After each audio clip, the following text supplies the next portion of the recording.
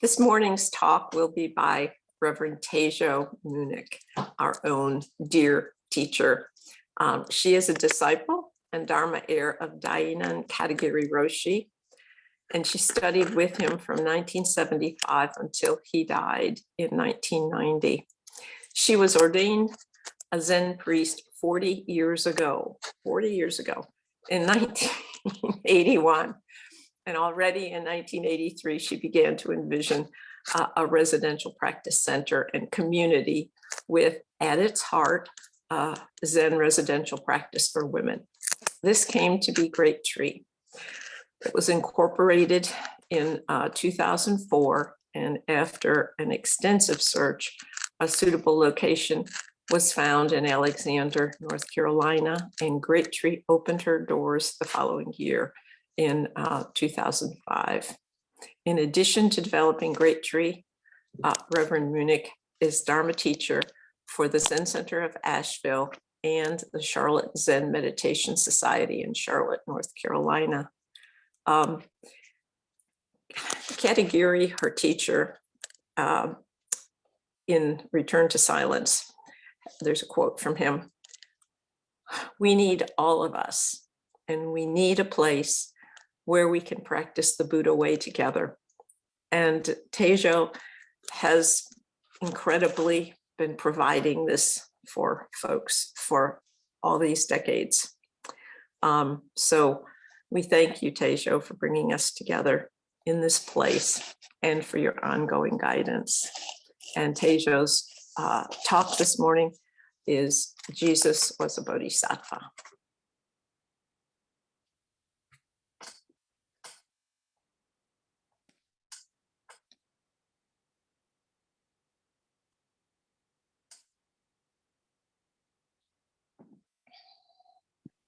I know, I have to unmute, right? Good morning. As some of you know, I got the date wrong on this talk.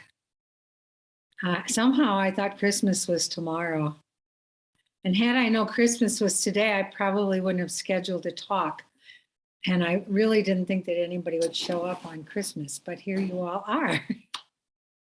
So thank you. Thank you because, well, even though we tried to fix it this week, there are still people who are confused about the date. And I apologize for that. Somehow my head is not in sync with my calendar these days. But anyway, I thank you because this has been an interesting subject for me to think about. I rather blithely wrote down this title, Jesus was a Bodhisattva, because I have always believed, or always since I became a Buddhist, believe that. And so this caused me to think about why I believe that. And the first thing I did was I started to try and describe what a bodhisattva was for myself. And I think I've just been in this business too long because there were so many possibilities of ways to approach the subject of bodhisattva.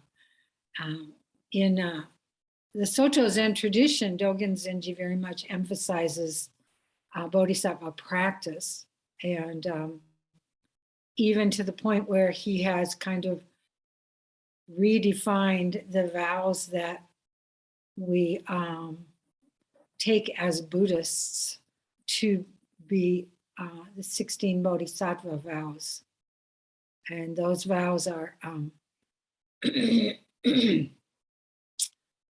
3 refuges, taking refuge in Buddha, Dharma, Sangha, which, as I've mentioned before, these 3 refuges are really recognizing the Buddha, Dharma, Sangha in our own lives. The Japanese word, which is translated as taking refuge, is kaeru. It's the verb kaeru, which translates as returning home. there are two words for returning, but one specifically means to return home. And I think for me, that has always been a very valuable way to think about Bodhisattva practice, or our spiritual practice, any spiritual practice that we do. It's returning to our authentic way of being, which you could describe as being in the present moment.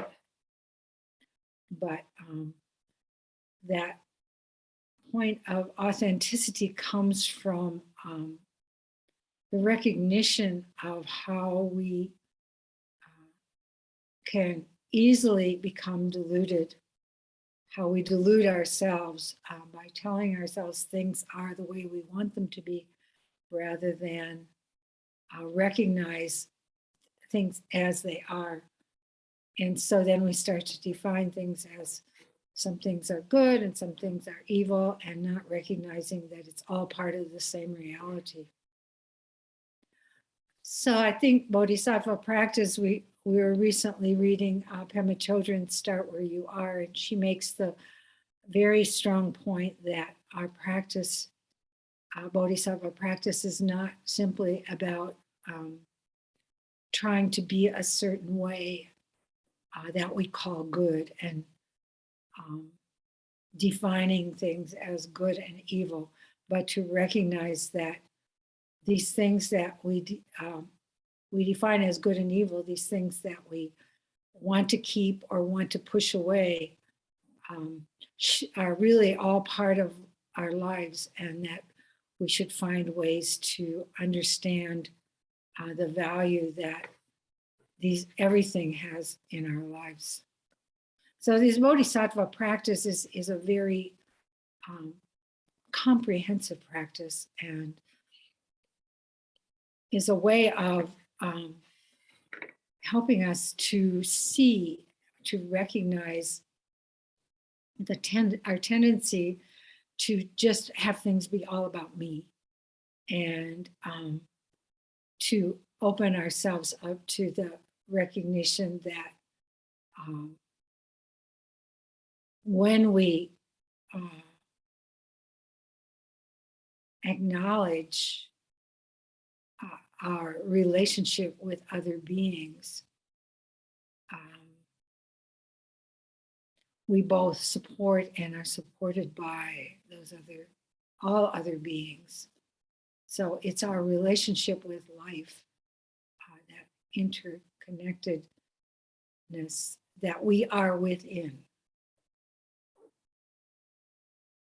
And that everything is always changing, and because of this, we constantly have to be aware of how things are in each moment. So I always describe life as changing and rearranging. And Dogen Zenji talks about how many moments there are in a day, how quickly life moves. He says there are 4 billion, 6 billion, how many? Billions. I used to know the number, but 4,099,150 something moments in a day. If we think of 4 billion moments in a day, and even if we try to break down the number that he came up with to how many moments there are in a minute, how many moments there are in a second, it does nothing but mess up our minds, you know. It takes us out of our ability to recognize anything as permanent or fixed. And when we think about things in that way, when we can't think about things in that way, and because of that, our mind becomes more open to things as they are in this moment. And it's not a matter of defining. As soon as we define it, the moment is past. As soon as we start to understand it and interpret it, we're far beyond each of those moments. So our practice is just to be in and respond to this moment. So I'm going to read a quote from Returning to Silence. Actually, it's in the glossary. Bodhisattva, a heroic being, a spiritual warrior who is committed to the path of compassion. The Bodhisattva's vow is to relinquish one's personal enlightenment in order to work for the enlightenment of others. And this kind of goes back to an early idea of enlightenment or awakening. It was emphasized that personal awakening was very much emphasized in early Buddhism, and is still emphasized in some practices of Buddhism. But personal enlightenment is, it becomes a kind of a self-centered way of being.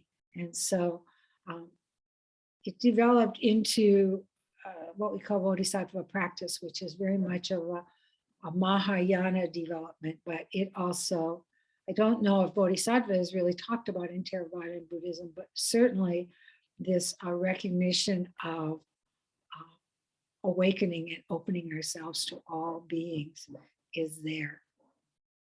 Roshi refers to it here as a heroic being or spiritual warrior committed to the path of compassion.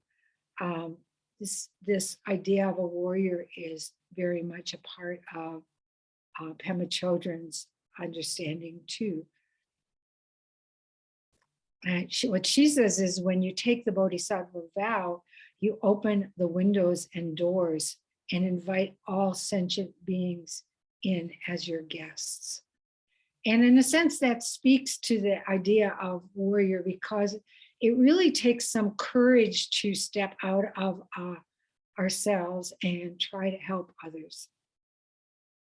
It takes a lot of willingness to recognize and admit our own weaknesses, our own obstacles that we develop in order to protect ourselves.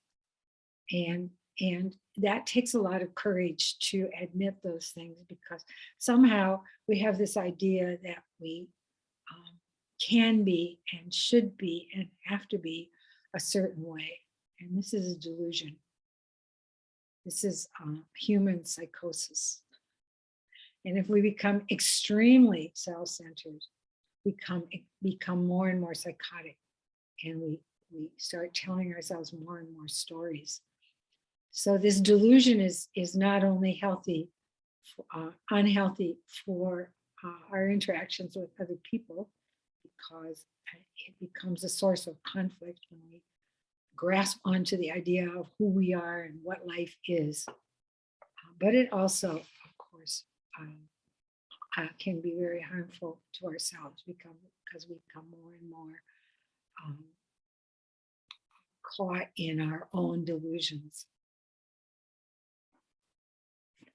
In the 16 Bodhisattva precepts, which I started to talk about, the first 3 are refuges, returning to the Buddha, Dharma, Sangha that we already are part of. Dogen Zenji says, everything is Buddha nature. Everything is Buddha nature. Not everything has Buddha nature. He says, no. That's not a good way to think about it, because then we discriminate between ourselves and everything has Buddha nature. We start to immediately see ourselves as something that has Buddha nature, or see each thing as having Buddha nature. He says everything is Buddha nature. So the everythingness of life is Buddha nature. This is truth, the truth of life. Katagiri Roshi used to say, the truth of life is just to live. And that really speaks to the importance and the value of being in each moment, being present in each moment. it's interesting. Bob Thurman, who is a former Tibetan monk, Lama actually, who married and lost his lamaness because lamas don't marry, but has become a great scholar, translating a lot from Tibetan Buddhism and actually teaching. I think he started an institute even up in New York. But he does the forward to Returning to Silence, the first book of my teacher's, Katagiri Roshi's teachings.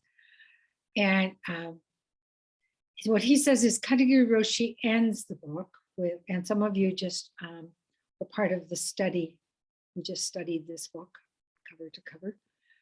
He ends the book with some of the best advice for Buddhist social action I have yet seen, talking in comment on Dogen's essay on the 4 methods of guidance. This is called the Bodhisattva's 4 methods of guidance, which can also be 4 social graces or even 4 political practices. These 4 are giving, kind speech, beneficial action, and identity action. This section touches the beginning of a Bodhisattva movement to save the world. The untiring, I'm sorry, I don't have this print big enough. The untiring messianic action to free all beings from suffering. This word messianic really popped out at me because, you know, in my teenage years, I became very taken with the messianic promises and messianic prophecies, some of which are found in the music of the Messiah, the words that go to the music of the Messiah, if any of you are familiar with that. So I thought, wow, you know, this is interesting that Bob Thurman sees Bodhisattva practices messianic action. So then I started to think, well, what was the message of the Messiah? What were the prophecies and the promises of the Messiah? You know, and I just was kind of running through this in my head. I didn't really do any go back and do research about it because I do have a sense of that promise. And the basic promise, I think, was that the Messiah would bring about peace, something that we all continue to yearn for. And Katagiri Roshi used to always say the purpose of our practice of our spiritual practice is to learn to live in peace and harmony with all beings. And in fact, I think this was the message of Jesus. And it was also the message of Buddha. Jesus, the story of Jesus, you know, brings about from the beginning, from his birth, brings up the threat, some kind of threat that he posed, presumably to the political system. And that's kind of played out throughout his life, from his childhood, his babyhood. You know, the 3 kings, the 3 wise men came from the East. Interesting, makes the connection with India. Syria actually was presumed to be a part of India. That's where one of the wise men came from. And I don't know exactly what the connection is between Iran and India, but anyway, and then one of the wise men came from India itself. But when they came, the story is that they mentioned to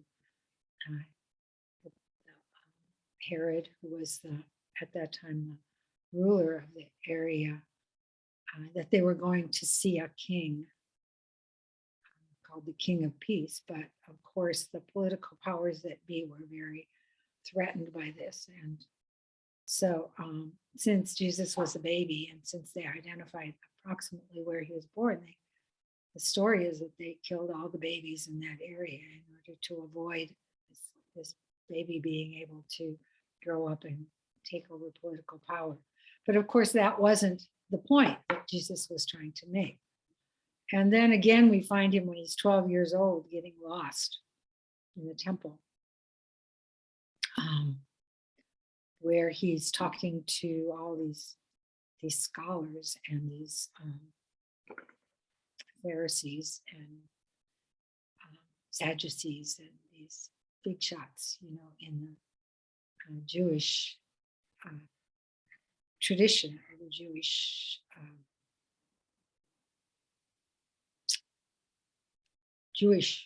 church. I don't know if you call it a church, but of that time, and questioning the spirit of the practice. Then he disappeared until he was 33. He disappeared in terms of anything being written about him. So there's lots of speculation about what happened to him during those years. And I was talking recently about the connection with the Essenes, and the Essenes connection with the Buddhists of the time that were being kicked out of India and walking towards Israel, towards where Jesus was. So there's these connections that Jesus had, I think, with Buddhists, although scholars still seem to refute that. Many scholars seem to refute that. But I think based on the teachings of Jesus and the teachings of the Essenes, who followed a master in the 3rd century BC, that there was some connection. And certainly the way that Jesus acted in his life played out this connection. So then I started to look at what were the things that Jesus did that kind of pointed to Bodhisattva practice. And, although it wasn't called Bodhisattva practice in Buddhism at that time, certainly the life of the Buddha, if you look at the life of the Buddha, it shows the spirit of helping others. It shows the spirit of recognizing suffering, the way that each one of us as humans suffers by trying to always get something that we can hold on to in a life of impermanence. Just the ridiculousness of it, but recognizing how that plays out in our lives really helps us be free from this kind of suffering that is the suffering of trying always to get what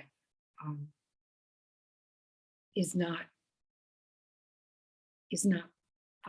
life itself, to trying to get something to hold on to in a life that is just the life of impermanence, just a life of things always changing. And so that kind of suffering causes us to always be in the state of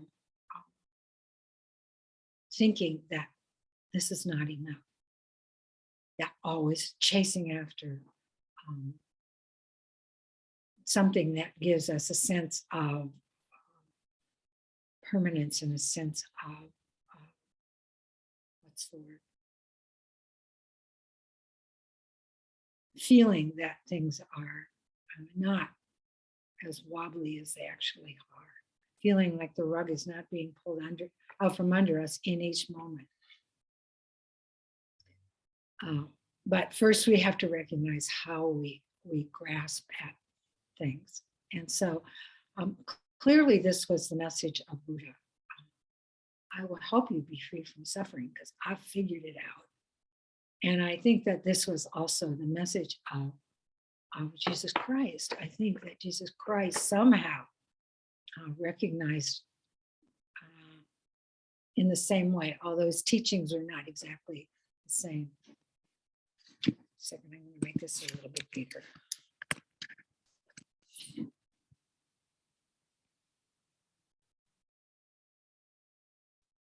So I just want to mention some times, because what occurred to me as I was thinking about Jesus's manifestation as a bodhisattva was, I thought, well, what are examples of this? One of the first things I thought of was the wedding at Cana, where they ran out of wine, and he provided more wine for them. And it said that he turned water into wine, although I'm not exactly sure that's the way it happened. My story, my backstory on this is that Jesus made wine himself, and he had a stash at home. And so when he noticed they were running out, he just went and got some of his stash and shared it, which is not an easy thing. You know, I did some canning this fall of apples and peaches and some pears and some fig jam. And I, I don't know why I do canning. I think it's because in the winter it's nice to have fruit. But at any rate, I ended up giving away a lot of it as gifts. And as I watched my little stash dwindle, I felt some, sadness in giving it up. And it made me think about that when I was thinking about Jesus and what I perceived to be his stash of wine. Wine is really something that takes a while to make. And our neighbor used to make wine across the street in his basement. So I watched the process, and it's not a slam dunk. It takes a little bit of effort. So I think that's what Jesus did. He just went and got some of his stash and shared it. And one time Katagiri Roshi was talking about, Katagiri Roshi got very interested in the Bible at one point. So I gave him my favorite translation to read. And he was reading it and talking about it all the time. And one of the things he talked about was the multiplication of the loaves. And, here were all these people, and he was preaching to them, or he was talking to them, he was telling them about, his view of life. And then suddenly they were getting really hungry. And he realized they were getting hungry. And so somehow he got a hold of some food from this young guy. And it says that, he just was able to magically multiply it. And Katagiri Roshi's comment on this was, that wasn't a miracle. That was just what happens when you share. And I think, this speaks to the Bodhisattva's spirit, of sharing.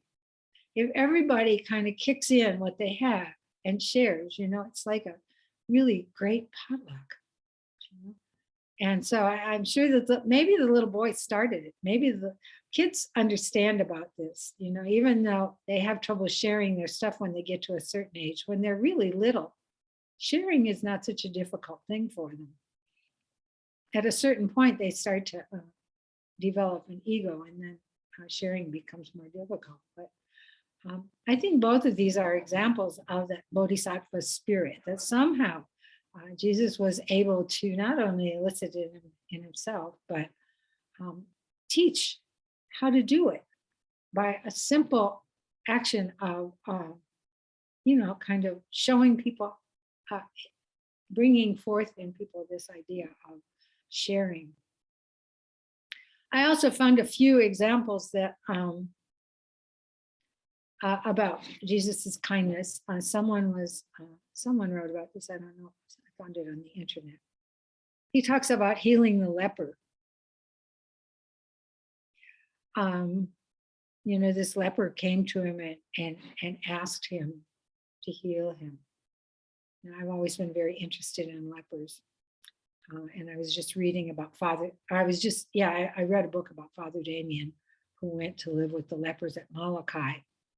I visited Molokai, so I thought, oh, this is my chance to learn about lepers, And this is kind of a sensational story about Jesus actually touching the man and offering him healing, and presumably the leper was healed. And just based on what I know about leprosy, not just from Father Damien, but also from other sources, actually, I don't think it was possible for him to heal him physically, because there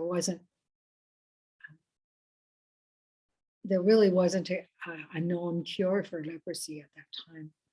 But I think that maybe he healed his spirit by touching him, because I'm sure that in those days, just as at the time that Father Damien was on Molokai, touching a leper was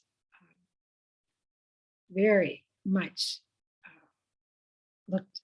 looked at as something that you shouldn't do, that you would catch leprosy if you touched them. I read a book by a woman who had leprosy, who was sent to Molokai when she was a teenager, when they first found out about it. And it was a very difficult story to read. And one of the things is that when her family visited her on Molokai, they couldn't even ride in the same car with her. They couldn't touch her. And it was very, very, very sad to see how this young girl had been just thrown into this very difficult and lonely situation. The lepers were just dropped on the island and left there to fend for themselves. So this idea of Jesus actually healing the leper, I don't think that that's a realistic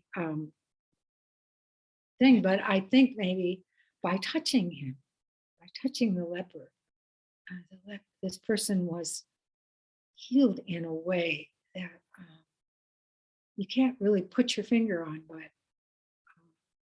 was deeply affected, and in that way healed from the suffering that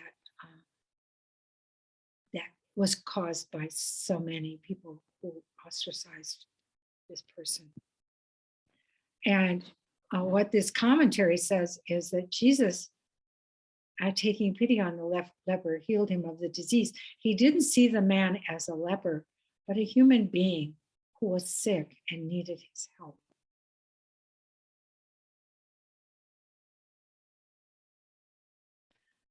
So through this, Jesus taught us that kindness should go beyond social stereotypes.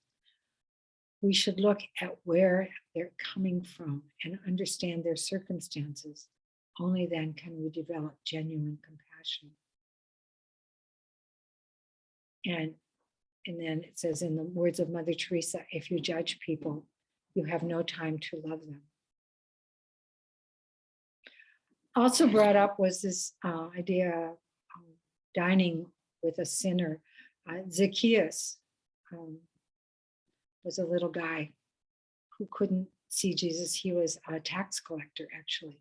But because he was short, he ran ahead of the crowd and he climbed up in a tree because he wanted to see Jesus. And when Jesus got to him, this was another person that was kind of ostracized because tax collectors were not very popular. And also he was quite wealthy. And so he was kind of seen as kind of a snob, I guess. But Jesus saw him. And when he saw him, he said, Zacchaeus, come down. I want to stay at your house. And so Zacchaeus did that. And everyone, all the people saw this and really felt that, Jesus was going to get to the home of a sinner.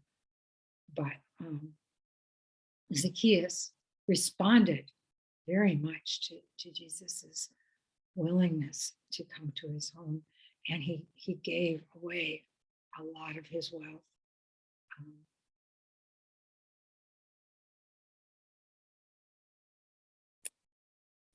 What was I can't remember. I was thinking of something I wanted to say about that, but I can't remember. And also, Jesus didn't make distinctions between people. He met the Samaritan woman who was at the well, and he asked her for a drink, and she just couldn't even believe that he was even talking to her, because there was that kind of distinction between Jews and Samaritans. And but Jesus didn't make a distinction. And there's more stories about how Jesus didn't make these kind of distinctions and was criticized. So there's lots of stories about Jesus's compassion. And then I started to think about, let me see if I can find this. How do we bring this into this idea of compassion into everyday life based on the teachings of Jesus? And I was trying to think about this, and then last night, I think all of you, or many of you, are aware of the fact that I go to church online every Sunday. I go to Catholic church, my aunt's church, because I really like this Father Joe at the church. Now, Father Joe is somebody who's really, he's an older priest who's, he's a theologian, studied at Notre Dame, and has had some very high positions in some very, very big churches. But recently, he's a Dominican, and recently he was sent back to the church that in the neighborhood where he grew up, St. Albert's Church. It was my aunt's church. That's why I know of him. He also was at my brother's church, which is a big basilica. But now he's at St. Albert's, my aunt's church. And I tuned in last night for the 10 o'clock Mass because I like Father Joe's sermons. And he told a story that he's told before about compassion. And he was talking about a play that the kids, every year at St. Albert's, the kids do the play of the Nativity, of the birth of Christ. And one year, there's this little boy that he had one line. He was the innkeeper, and all he had to say is, "Sorry, there's no room at the inn." But at the play, instead of stopping there, he simply said, "Sorry, there's no room." But then he paused and he said, "But if you want to come in for a drink, I think that'd be all right." And what Father Joe said is, he said his parents and his grandparents were kind of chagrined about where he learned such a thing. But Father Joe's comment is, but the whole issue, he says, I think, at heart is hospitality. How do we invite people in, even though there's no room in the inn? How do we in some way allow the gift of the surprise of the birth of Jesus Christ once again in our hearts and in our minds and in the world in which we live? Finding a way in which to try to seek solutions for what appears to be an impossible situation. St. Albert's is located just a few blocks from where George Floyd was killed. And so they have been struggling. I've been following this parish since the pandemic started, and they've been struggling not only with being isolated from each other physically, but also with all of what has happened and the energy, difficult energy that has been brought into that community through that death. It was both the death, which was a horrific thing, as everyone knows, but also all the rioting and all the neighborhood was completely torn up. All of Minneapolis was affected by this. And he goes on to say, where do we find a way in which to give credit to those who work for the care of others, even though the reality of the needs seem to be overwhelming?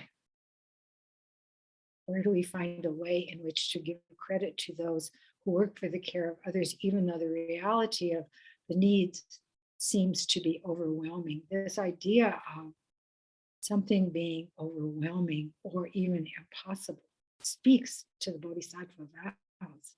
Bodhisattva vows in Buddhism are, even though beings are numberless, I vow, I wish to free them all. Even though desires are inexhaustible, I wish to be free from these desires.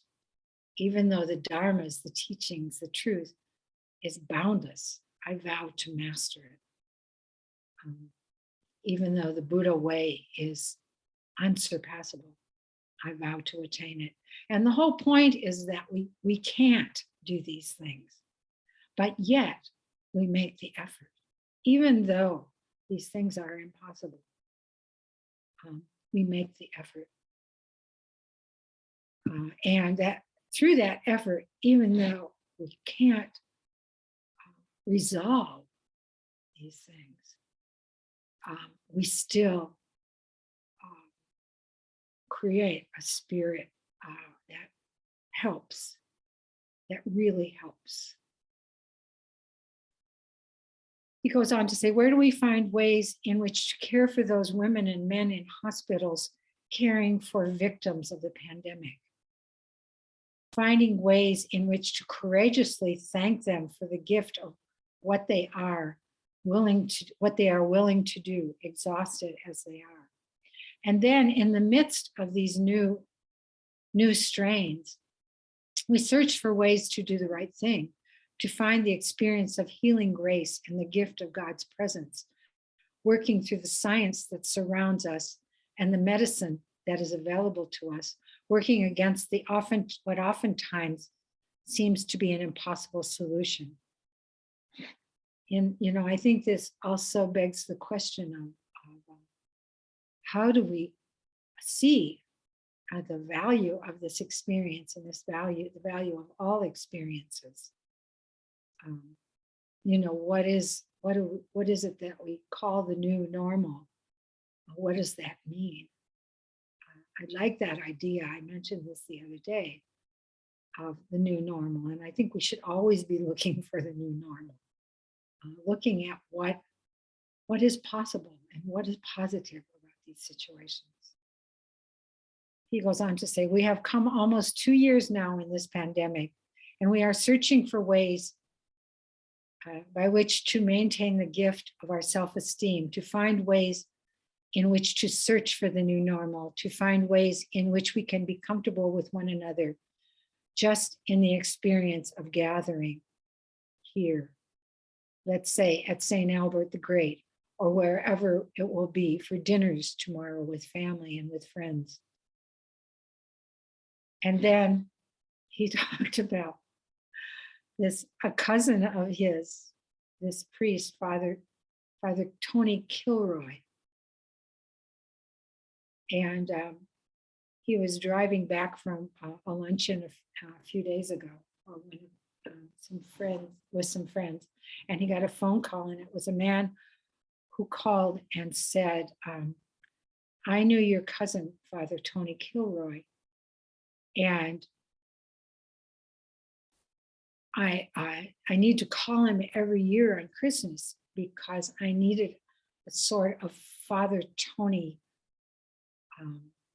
a shot of Father Tony. I needed that self-esteem boost.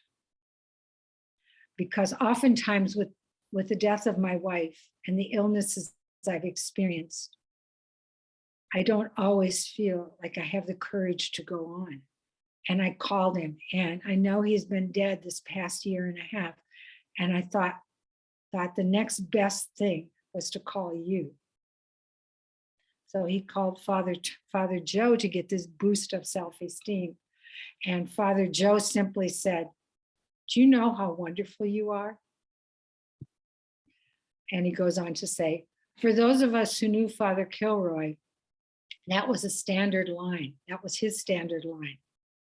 Whenever you met him, he would say, "Do you know how wonderful you are?" Most people didn't quite know how to handle that, not because they didn't have reasonable self-esteem, but nobody ever told them how wonderful they are. This reminded me of something Kadagiri Roshi used to always tell us. I noticed it when he first told me. He said, "You're great, you are great." And I remember thinking when he told me that the first few times, oh, he doesn't know me. You know? He would tell me that when I was doing something like sifting incense or just doing something very, very normal that needed to be done around Zen Center. He would just say, "Oh, you are great." And I used to think, oh, wait till he gets to know me.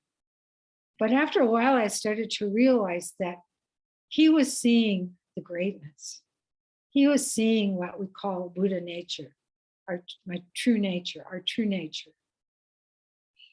In Christianity and Catholicism, we used to call this being Christ-like. He used to see the Christ-likeness in us. And this is wonderful that this Father Kilroy used to say, "Do you know how wonderful you are?" To everybody. And I thought, do you know, that's actually a very difficult thing to say to people.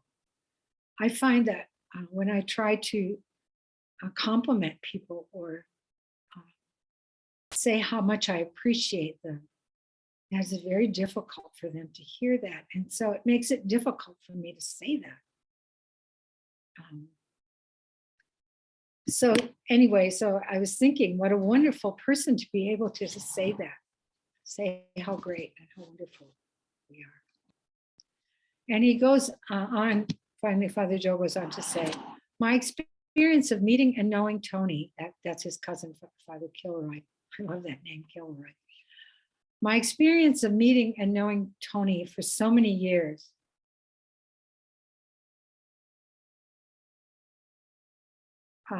just a second, somehow I transcribed this. So I found that invitation to seek a way to be affirmed in a world that is uncertain, to be affirmed in a way that would give one strength and hope, even if it was only lasting for a very short period of time. But it was truly like a booster shot in the pandemic, where we feel that this little boost of courage to be able to understand that at the heart of our experience of faith is really the presence, the promise, the gift of Jesus Christ. So this experience of faith being the presence, the promise, the gift of Christ, I think is giving that spirit of the Boddhisattva, giving that spirit of, do you know how wonderful you are? You are great.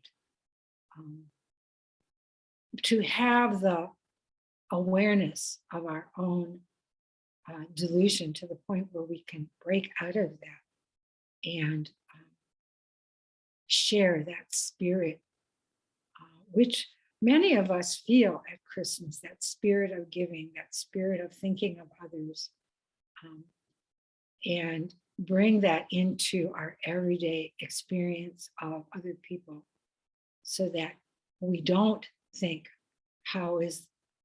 we don't judge other people, but think how can I get beyond judgment and find the love of seeing someone's Buddha nature, someone's Christ likeness, someone's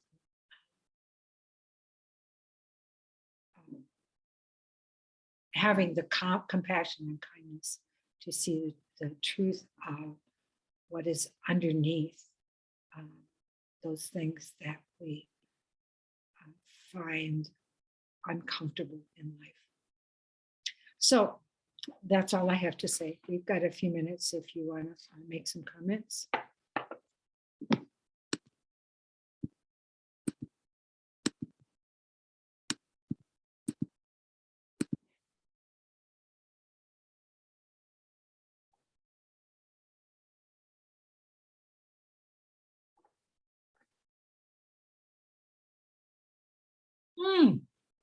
Hi, Jane and Chloe. Coming in from Seattle. Oh, it's just really nice to see everybody. What does it say? Oh, 6,400,000,099,000. Wait, 6,400,000. 6,400,000,99,480 moments in a day. Thank you. I forgot. Many times. I'm glad somebody remembered. Well, we looked it up. Oh, you did? We didn't want to get it wrong. Well, actually, you know, when Roshi talks about it, I don't remember which book he talks about it, in each moment is the universe, I think. Somebody transcribed it wrong because he said 180 moments in a day, and actually Dogen said 480 moments in a day. But then when you write it the correct way, it looks wrong. So I just did that. Oh, anyway, it boggles the mind regardless. Happy holidays, everybody. Same here. I made Hi, this Sister P. morning. I'll give it to, I'll let you all. Oh, isn't that beautiful? Can you put it a little closer? I can't quite see it. I'm going to pin you. Let's see. If I put it closer, then you can't see all of it, but it says Merry Christmas to all, and then it says may all beings and all days be celebrated. Beautiful. Thank you. That's thank you. Thank you for sharing that. That would be a nice Christmas card. Oh, it is a Christmas card. Well, I just made it this morning. I can send it take a picture and send it, I think. Yes. Thank you, Teijo, for your talk. Thank you. Any other thoughts? It's so nice to see all of you on Christmas. I'm really glad I knew that. Merry Christmas, everyone. Hi, Chloe and Jane. Hi. Hey, Everyone. Hi. who is Atlas though? That's me, Athena. Oh, Athena, you've changed your name to Atlas? I don't know, not really. Just an alter ego. Oh, well.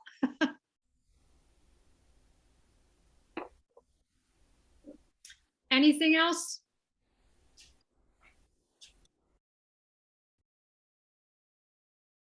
Well, thank you all for coming. It's so nice to see all of you.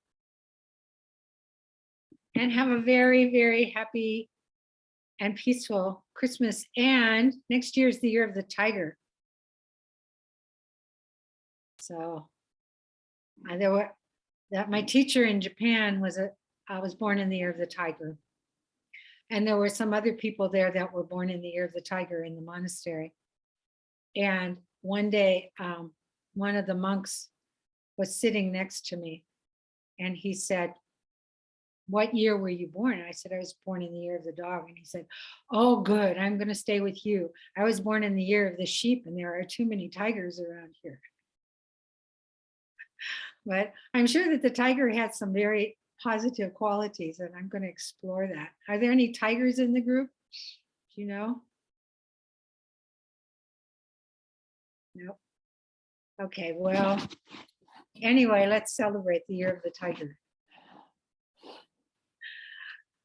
May the merit of this practice benefit all beings and bring peace. Thank you.